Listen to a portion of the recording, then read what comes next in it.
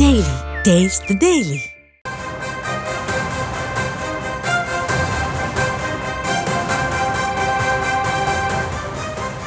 பள்ளி வாகனம் மீது ரயில் மோதிய விபத்தில் சிகிச்சை பெற்று வரக்கூடிய வேன் ஓட்டுநர் மற்றும் மாணவர் அளித்த வாக்குமூலத்தை நாம் பார்த்து கொண்டிருக்கிறோம். விவரங்களை செய்தியாளர் ராஜேஷ் வழங்க நாம் கேட்டுக்கொண்டிருக்கிறோம். ராஜேஷ், இவர்கள் இருவருமே தெற்கு ரயில்வே சொல்லக்கூடிய கருத்துக்களுக்கு எதிர்மாறான ஒரு கருத்துக்கள், அதாவது நடந்ததுவையாக அவர்கள் சொல்லக்கூடிய கருத்துக்களை நம்ம கேட்டுக்கிட்டு இருக்கோம். அப்போ முழுக்க முழுக்க ரயில்வே துறையின் பிழைதான அப்படிங்கிற ஒரு கேள்வியும் எழுப்பப்படுதில்லை இதுல. மாணவர் மற்றும் ஓட்டுநர் சொல்லக்கூடிய அந்த தகவல் என்பது ஒரு பெரும் அதிர்ச்சியான தகவலாக இருக்கிறது. அந்த கேட் கீப்பர் பொய் சொல்லி இருக்கின்றார். அவருடைய அந்த சுயநலம் அல்லது அவர் கடமையை தவறிய காரணத்தினாலே இன்றைக்கு 3 அப்பாவி குழந்தைகளுடைய உயிரை இழந்திருக்கின்றோம். அந்த மாணவர்கள் கனவுகளோடு, பள்ளி புத்தகங்களோடு கனவுகளையும் சுமந்து கொண்டு அவர்கள் காலையிலே பள்ளிக்கு புறப்பட்டிருப்பார்கள். தாங்கள் படித்து ஒரு நல்ல நிலைமைக்கு வர வேண்டும், நல்ல மதிப்பெண்கள் எடுக்க வேண்டும், நல்ல வேலைக்கு செல்ல வேண்டும், பெற்றோரை காப்பாற்ற வேண்டும் என்று எத்தனையோ பல கனவுகள் அந்த மாணவர்களுக்கு இருந்திருக்கும். ஒரே குடும்பத்தை சேர்ந்த 11ஆம் வகுப்பு படிக்கக்கூடிய அக்கா மாணவி, அதே குடும்பத்திலிருந்து 10ஆம் வகுப்பு படிக்கக்கூடிய ஒரு மாணவர் என இருவரையும், அந்த 2 பிள்ளைகளையும் இழந்துவிட்ட அந்த குடும்பத்தினுடைய நிலையை நினைத்து பாருங்கள். ஒரே நாளில் தங்களுடைய 2 குழந்தைகளை இழந்துவிட்ட பிறகு இனி நாம் ஏன் வாழ வேண்டும் என்ற அளவுக்கு அவர்களுடைய அந்த மனநிலை என்பது மாறி இருக்கும். பள்ளிக்கு அனுப்பிய அந்த குழந்தைகள் ஒரு ஊழியரினுடைய தவறால் இன்றைக்கு ஒரு நிர்கதியாக மாறி இருக்கின்றது. அரசு சார்பில் நிவாரணம் அறிவிக்கப்பட்டிருக்கிறது, ரயில்வே துறை சார்பிலும் நிவாரணம் அறிவிக்கப்பட்டிருக்கிறது. ஆனால் எந்த நிவாரணம் கொடுத்தும் கூட இழந்த உயிர்கள் மீண்டும் வரப்போவதில்லை. பள்ளியினுடைய வேன் ஓட்டுநர் மிக தெளிவாக வாக்குமூலத்திலே அவர் குறிப்பிடுகிறார், நான் எந்த தவறும் செய்யவில்லை, எப்போதும் போல நான் சென்று கொண்டிருந்தேன். அந்த ரயில்வே கேட் கிராஸ் செய்வதற்கு சற்று முன்னதாக நின்று நாங்கள் நிதானித்தோம். அங்கு நாங்கள் நிற்க வேண்டும் என்பதற்கு அறிகுறியாக சிவப்பு வண்ண விளக்கோ அல்லது அதை கடந்து செல்லக்கூடாது என்பதற்கான தடையாக கேட்டோ மூடி இருக்கவில்லை.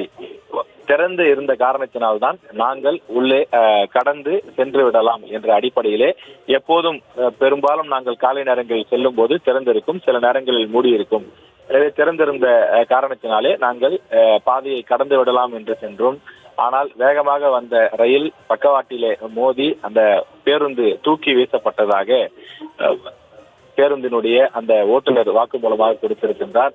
அந்த மாணவர் மற்றும் பேருந்து ஓட்டுநருடைய வாக்குமூலத்திலிருந்து நாம் தெரிந்து கொள்ளக்கூடிய செய்தி என்பது, ரயில்வே துறை அதிகாரிகள் மற்றும் ஊழியர் சொல்லக்கூடிய தகவல் என்பது தவறான தகவலாக இருப்பதைத்தான் உணர்த்துகின்றது. தொடர்ந்து இந்த விவகாரத்தில் இன்னும் விசாரணை முடியவில்லை. 2 தரப்பிலும் விசாரணை நடத்தப்பட இருக்கின்றது. தமிழக காவல்துறையும் ஒருபுறம் விசாரணை நடத்தி கொண்டிருக்கிறது. ரயில்வே துறை அதிகாரிகளும் களத்தில் இறங்கி விசாரணையை நடத்தி கொண்டிருக்கிறார்கள்.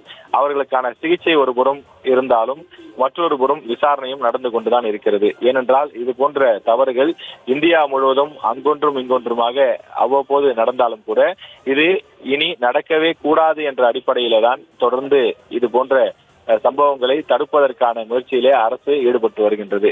ஆளில்லா கேட் கிராசிங், அதே போல இது போன்று விஷயங்களை தடுக்க வேண்டும் என்பதற்காகத்தான் அதிகப்படியான மேம்பாலங்கள் கட்டப்படுகின்றது.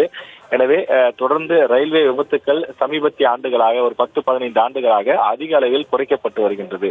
ஆனாலும் அவ்வப்போது ஒரு சில இது மாதிரியான நிகழ்வுகளின் காரணமாக விபத்துக்கள் ஏற்படுவதும் அந்த விபத்துக்களால் உயிரிழப்புகள் ஏற்படுவதும் தவிர்க்க முடியாத ஒன்றாக மாறிக்கொண்டிருக்கின்றது. அவற்றையும் முழுமையாக கட்டுப்படுத்த வேண்டும் என்பதுதான் பொதுமக்களுடைய கோரிக்கையாக இருக்கின்றது. இந்த நிலையிலே காலையில் பள்ளிக்கு சென்ற 4 பேர், அதாவது இந்த வேனிலே மொத்தம் 5 பேர் பயணித்திருக்கிறார்கள். 4 பேர் மாணவர்கள், ஒருவர் ஓட்டுநர், மொத்தமாக 5 பேர் பயணித்து மீதம் இருக்கக்கூடிய அந்த காலியிடங்களில் மற்ற மாணவர்களை ஏற்றிக்கொண்டு அவர்கள் விரைவாக பள்ளிக்கு செல்வதுதான் அவர்களுடைய திட்டமாக இருந்திருக்கின்றது. முதலில் 4 மாணவர்களை ஏற்றிக்கொண்டு அவர்கள் புறப்பட்டு சென்றிருக்கிறார்கள். அவ்வாறு செல்லக்கூடிய வழியிலேதான் இந்த கோர விபத்து நடைபெற்றிருக்கின்றது. பள்ளி மாணவர்கள் இறந்த செய்தியை கேட்டு அக்கம் பக்கத்து கிராமங்களிலே வசிக்கக்கூடியவர்கள் எல்லாம் கூட தங்களது சொந்த வேலைகளை விடுத்து தற்போது மருத்துவமனை நோக்கி குவிய தொடங்கி இருக்கின்றார்கள். பள்ளி வேன் ஓட்டுநருடைய அந்த வாக்குமூலத்தை நாம் பார்க்கிறோம்.